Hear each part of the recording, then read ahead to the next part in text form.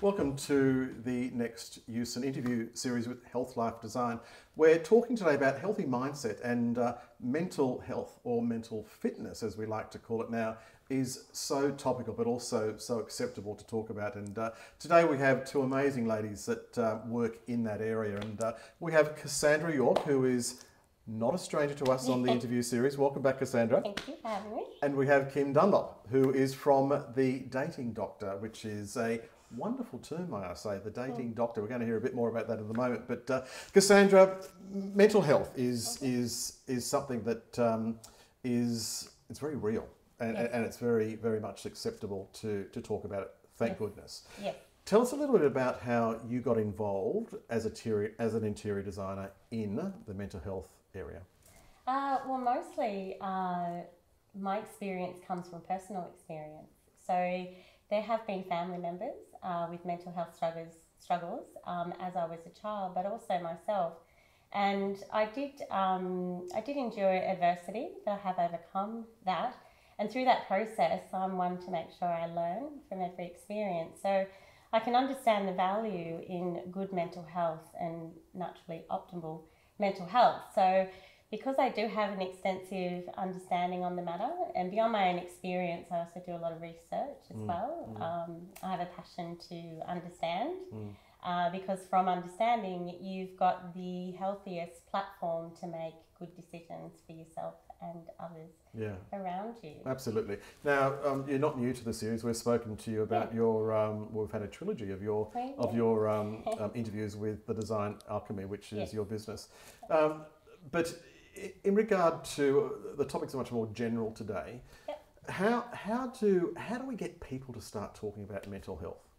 I think firstly, we all need to recognise that stigma has no more place in society. And that was what did inhibit a lot of people over even recent decades, let alone many decades.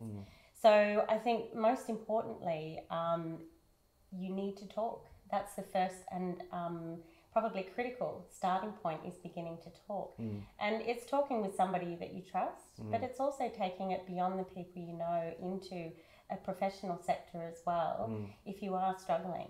And you can start that point with your GP to express your symptoms. And from there, I think people may not realise just how simple it is to actually obtain that good level of care that's appropriate for their needs.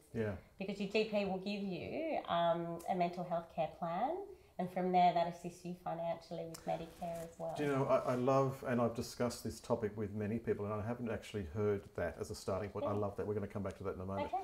Kim, welcome to the series. Thank you. Now, The Dating Doctor. Tell us about Kim Dunlop, I should say, and The Dating Doctor. That's a mouthful. Kim Dunlop and The Dating Doctor. Well, John, firstly, I suppose The Dating Doctor has come about from me actually being in the dating world for such a long time. And I created this business, which I'm really passionate about. And it's similar to what Cassandra was just talking to. It's just around relating to yourself, how we're thinking, behaving in the dating world.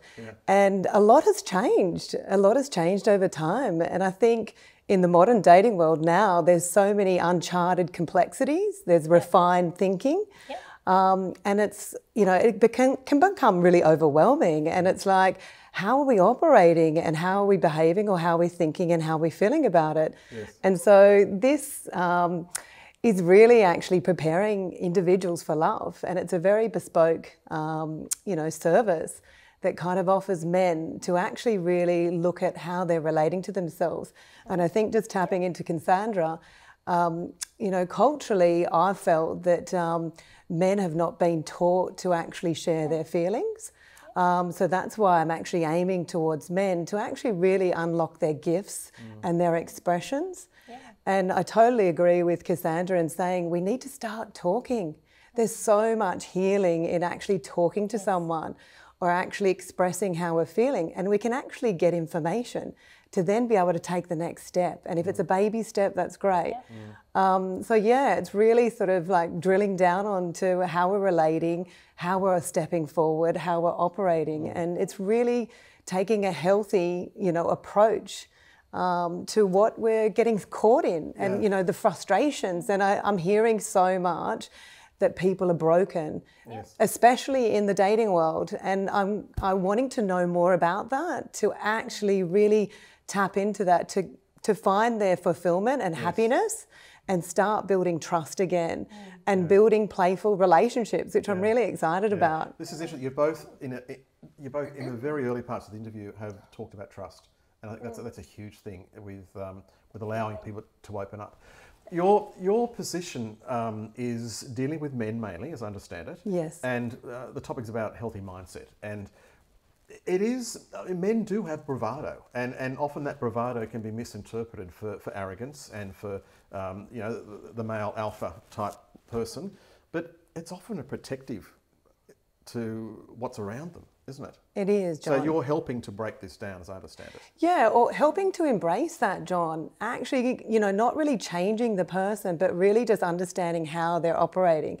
And particularly in the dating world, it's just going, if they've got a bit of bravado or they've got a bit of protection, that's okay, because you're wanting to actually build trust, and everyone takes time to build trust, as I'm sure, you know, it's a really key thing, but understanding that person and if they are congruent to who they are and how they represent themselves.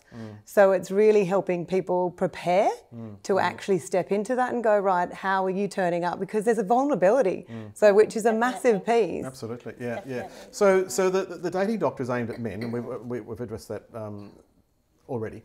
But what about women? Like, how do women fit into this as well? Because it's men, women, and it's women, women, it's men, men. It's all about equality these days. But it is. Where does the man fit today? Where does the man fit? I mean, that's an interesting question, John. I feel men are lost. I honestly, truly feel like they've lost. There's been a lot of different movements. I'm seeing women sort of step into their masculine energy. And whilst people are talking, you know, about these labels, masculine and feminine, we all have access to both of them. And the masculine energy is the driving, the action, you know, the doing, whereas the feminine is just sitting back. And I've seen that women are sort of stepping into their powers, so to speak, and men are going, okay, where do I go from here? And I think it's really uncharted, you know, territory where they just kind of go, okay, how do I step forward as the masculine man? Can I say this? What do I say? And so it's really challenging for men to navigate that for themselves. And I think there's a lot of old school values coming into play, which is contrasting and really mixing it up, because you've got new dating apps which are kind of representing a different way of relating. You're not meeting at a bar, so you're not seeing that person's image or the story. So the story starts behind the scenes, and then it's whether or not that person represents themselves through texting or visual image. And so I'm actually really supporting men and guiding them. And I don't like to use this word helping them, because men have this label, we don't need any help. Yet I'm sure Cassandra will appreciate, and even you, John, you know, it's really embracing our powers. You know, how are we thinking? How are we feeling? And we all have those same emotions. How are we behaving? And is that getting our outcomes that we're wanting? You know, especially in day-to-day life or, you know, dating or working or anything. And it's about our mental balance at the end of the day, isn't it? And I love the way you talk about the masculine and the feminine. And I'm hearing this more and more, is that when we have that balance, because we all have masculine and feminine, you know, so when we have that balance, we're much more mentally balanced, aren't we? Yes. And I think that we, and I say we men, I say we women, at the end of the day, we're still trying to find out where we fit, because of all the influences. Coming back to Cassandra, in regard to, you know, mental wellness and finding a place to start. Now, starting off with the GP, I love the way, I want to go back to this, I said, because there are so many organisations out there that offer their services, and they are doing amazing work. Yet, it's often hard to make that step because there's judgment. We don't quite know how professional some of these counsellors are, even though they're amazing and they give up their time and they have their guidelines, they work through that. But there's still that barrier of trust. Whereas with the GP, there is that innate trust through their professionals that they must abide by, which is a wonderful starting point. So we've gone to the GP, and we're looking for where we can perhaps help ourselves. What would they recommend? Well, the GP element as an initial step is an important one, because naturally your GP is your go-to for general health. So it's always important to actually find who you're comfortable with. If you don't feel comfortable with somebody, then change to whom you do, whether that be male or female initially that you feel more comfortable with, or someone who may have been your family GP that you are comfortable with. But the role of the GP is to allow you to just express how you're feeling. You don't have to identify everything. You don't have to go in there knowing all the articulative terms to describe your mental health. If you can go in there and say, look, I'm feeling a bit sad, I'm feeling a bit uneasy, I'm feeling a bit lost, I'm feeling like I'm floating, I'm feeling like I can't secure thoughts and be productive, whatever it is, and identifying exactly how you're feeling in the most simple terms is great, because then the GP can assess for you through their referrals who would be most appropriate, whether a psychologist is appropriate, whether a counsellor, whether a clinical psychologist, or whether a psychiatrist is appropriate. And so there's different levels of care, and people get scared sometimes by the term psychiatrist. There's no need. That's just negative associations from many decades in the past. Yeah, and a lack of awareness. Exactly, and I found that for myself as well when, I was experiencing depression and I didn't know how to articulate. I can articulate everything now, but in the beginning I didn't know how to. So I just walked into my GP, whom I'm very trusting of, she's fantastic, and I said, I think I'm feeling depressed. So then it opened up the conversation of whom she knew my personality, and that's why it's good to establish a relationship with your GP. She was able to assign a psychologist who she felt was appropriate for me. And it's step by step. And then she was able, my psychologist was then able to say, I think medications are required as well, just to assist in these areas. So I went back to my GP. And interestingly, actually, my psychologist had a referral she thought that might be appropriate for me. And when I went back to my GP to say, this is who she's referred, what do you think? And she said, I don't think that person would suit you. They're too dogmatic. I think this person, and explained why. So I've been extremely fortunate to have had the care of a brilliant psychologist, and also the care of a brilliant psychiatrist as well. I love that differentiation, and I want to celebrate your journey, and we've spoken about parts of it before, but the way that you've turned your adversity into your strength is such an inspiration, and clearly that's why you're here today, is that hopefully people can learn from that, and you've turned that into a business where you're now helping people in the design world that suffer from different conditions, etc. But what allowed you to really move forward? Because that's a difficult path, I should say. Yeah, I think, look, as mentioned, I had endured very complex adversity, childhood, adolescent and early adulthood. And that had been, I suppose, the precipitator to depression and anxiety. So my symptoms were very much identified, by a sort of extensive levels of abuse. So going from there, I didn't have that recognition of association at that time. I just didn't feel good. And when I realised that it's not just me that it was affecting, because I have a tendency, which is natural for females, I have a tendency to internalise everything. So anything I endured that I felt was painful, I would retreat that to the inside into what effectively I created a cast iron vault. And that would effectively, I created that not for my benefit, but for others, because I never wanted other people to feel any of the negativity that I felt. So that had me draw all that negativity into that cast iron vault, and it was so successful that I was so successful with that, all I would project is all my positive, just positive. I just wanted people to feel positive and happy and, joyful, and, I was the class clown at school and things like that. So, but over time, that cast iron obviously wore down, and internally that was affecting me negatively, not only psychologically but physiologically as well. So I had my son in 2006, and I did have depressive feelings prior to the birth, but also after. So some people associated that with postnatal depression. And whilst I didn't have the actual attachment to why I was feeling the way I was feeling, I just was feeling.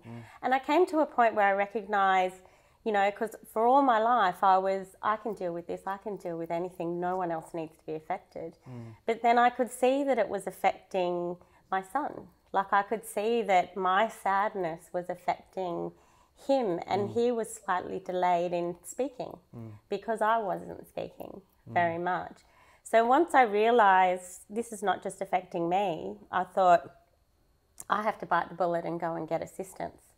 So, and as I mentioned earlier, there had been mental health matters in my family as well, and care on that level in decades past was not as good as it was now. So there were negative associations. So I had those old beliefs, if you like, thinking, no, I can keep dealing with this. But once I realised that my son was affected by my sadness, and it wasn't that I was crying in front of him, he could just feel the energy, and I could sense that.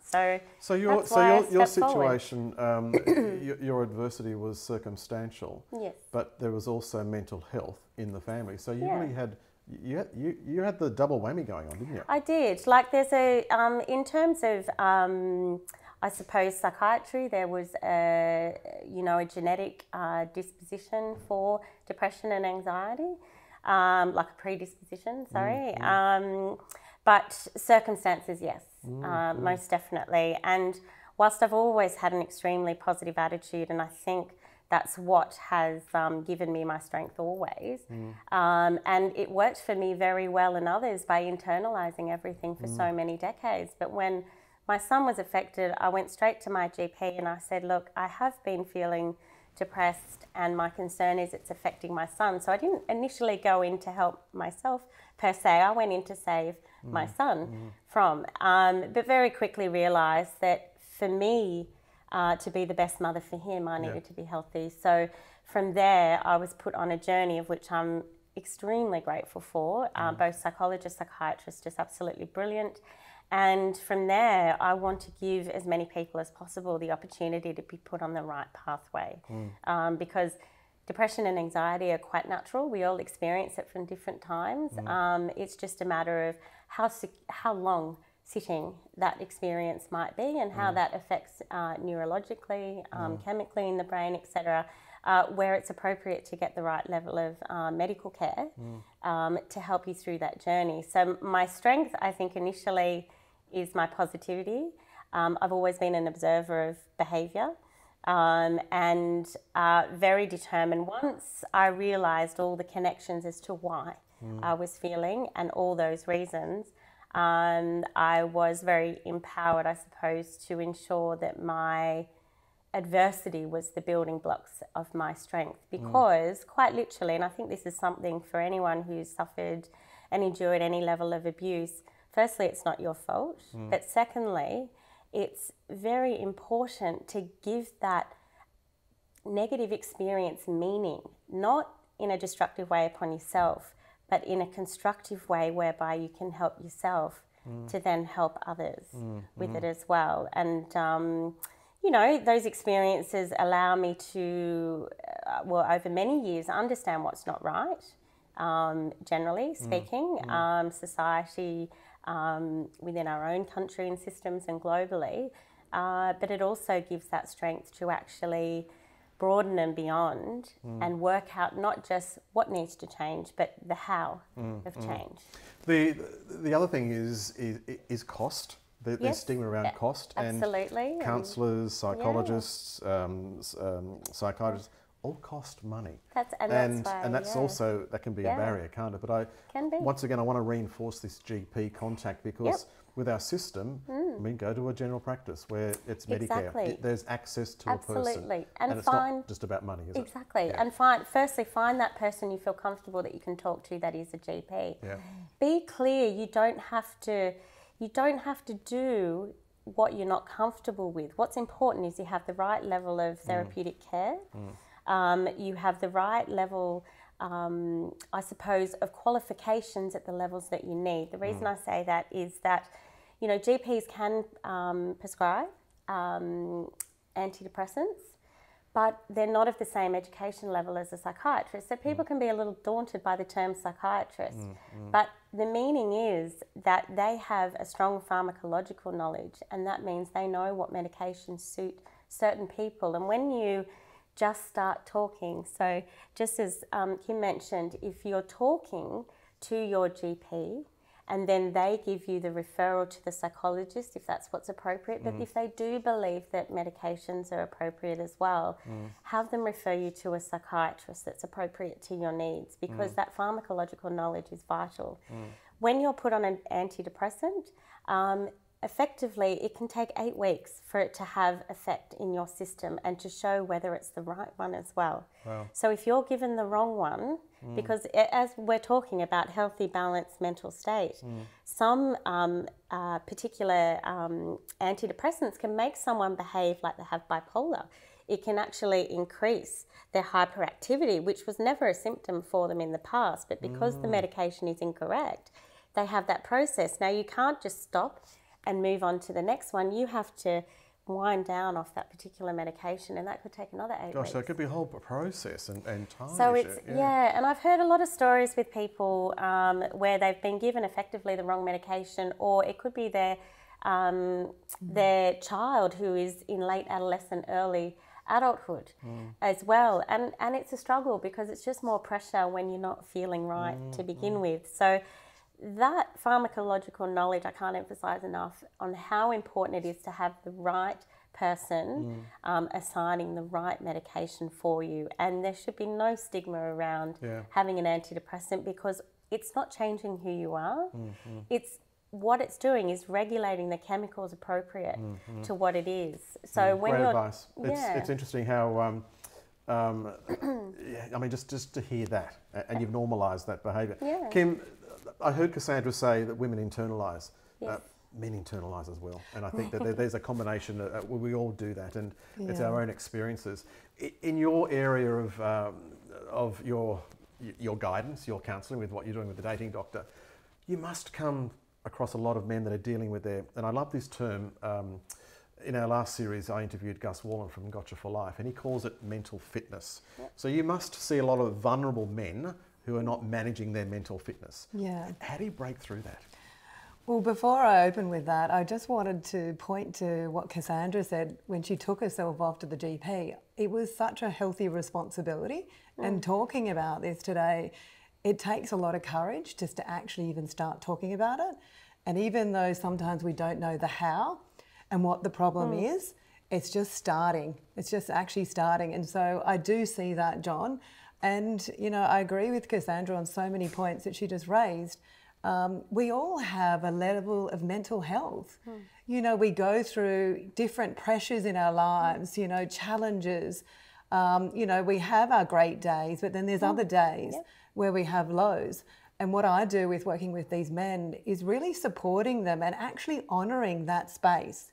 So when we're not in a great state, and I look at states and where people are at, and how long they want to actually sit in that as well, because it's then trying to shift that. It's trying to honour it, because there's a lot of feelings that are attached, which Cassandra even talked about as well, which is in our bodies.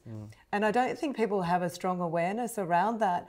And even myself personally, similar to Cassandra, I've had a lot of challenges in my life where certain people, very pivotal in my life, have told me I wouldn't amount to anything. And you get attached to labels and words. And there's so much stigma around mental health and, you know, vulnerability or strength. And a lot of people don't realise that, you know, weakness cannot exist without strength. So tell me, how did you overcome your adversity? I mean, you're now giving back, which is wonderful. But how did you get to that stage? I did a lot of internal work. And so what I'm seeing now is I did a lot of work on myself. And what that meant was actually having a personal coach to actually work out what I was going towards and why I was sabotaging myself to not actually get the outcomes I understood there were certain patterns that I was running, and I was very over-responsible. I wanted to save the world and I wanted to save certain people. But what I fundamentally realised was I needed to save myself in order to actually save others. And so that's why this is my gift. I really want to support people, and particularly men, to actually start having a relationship with yourself. And it's so incredible to actually have a relationship with yourself. And I thought I did. I thought I did have a relationship, and everyone always said, oh, Kim, you're this outgoing, you know, quite an extrovert. But I didn't truly know what I was consciously choosing in my life and the choices that I was making. And I think now what we're seeing is so many choice points. We've got so many choice points that everyone's going, we've got all these options. And it's like, that's kind of part of a sabotage as well, because we need to become specific, but we don't know how. And so it's just really drilling down from a global picture and going, right, do I want to go towards, or do I keep on, you know, wanting to repeat the old story? And we can, and we have the ability to actually update our personalities. You know, we can update, you know, from our childhood, from our childhood beliefs and our values.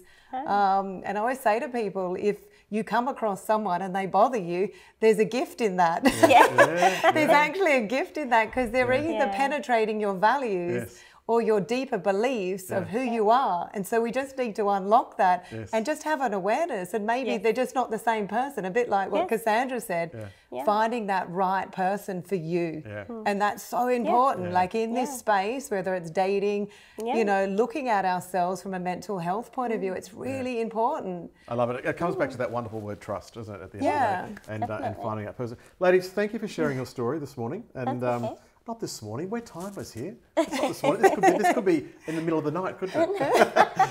But it's great to, I won't say I hope you've inspired, you have inspired, and it comes through sharing an honest experience, which is wonderful to see your successes with what you're doing with that. Cassandra, how do people contact you? Best via email, cassandra@designalchemy.com.au. Also have an Instagram account, which is designalchemy_official. Fantastic, thank you. And Kim? The Dating Doctor. Kim Dunlop from The Dating Doctor. So I have a website, which I'm very passionate about. I love my website. It's www.thedatingdoctor.com.au.